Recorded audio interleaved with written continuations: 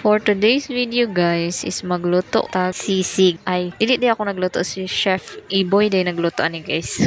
Wala mo kailan no, pero lami na siya magluto guys. So nagpalit ko og garing maskara sa baboy, dili maskara sa pilok guys ha. Maskara sa baboy. Mahal-mahal mo pud ang kilo ani tag 300 ang kilo sa palengke. Wala na ko gihurot ang maskara guys, mga sobra man pud to isa ka kilo. So tunga lang akong gipabukalan. Pagpabukal na ko ani is with asin, paminta, luya ug dahon sa paminta. After pagpabukal is gi-slice tapos gisugba. Tapos mo ning mga iba na ingredients, sili green, white onion, liver spread, margarine, calamansi, oyster sauce, ug mayonnaise. Habang kasugba guys is gi-prepare na ni Chef Aboy ang ingredients. So gi-mix-mix na ni siya guys. Mekos. So una gibuta ang liver spread, tapos paminta, bitsin, asin, oyster sauce, tapos calamansi dayon.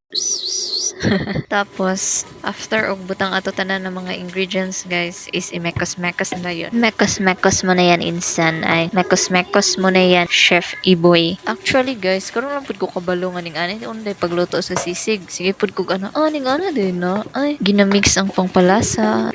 Now I know.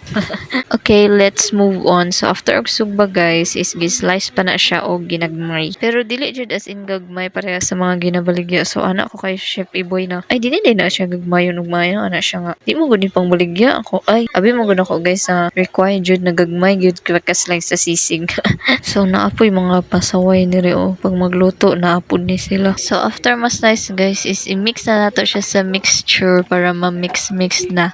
Di ba na mix na gid ang atong utok ani murag na utok. Tapos ibutang na pud ng white onion ug karing sili green. Tiyan, after ma-mix so mao na ni siya ang itsura. Pero hindi pa do nagtatapos ang kaligayahan. So ibutang na to pud nato ang margarine sa mainit na kalaha. So after matunaw sa margarine guys is ibutang na nato ang gimekos-mekos. Mauna ni guys, lutuon na nimo siya hangtod sa makontento ka. Makontento kasi mong kinabuhi char. Hangtod sa makontento ka nga maluto na gid ang sisig. So mao lang to guys for today's video. Unta nagustuhan ninyo og nakatuon mo paano magluto og sisig.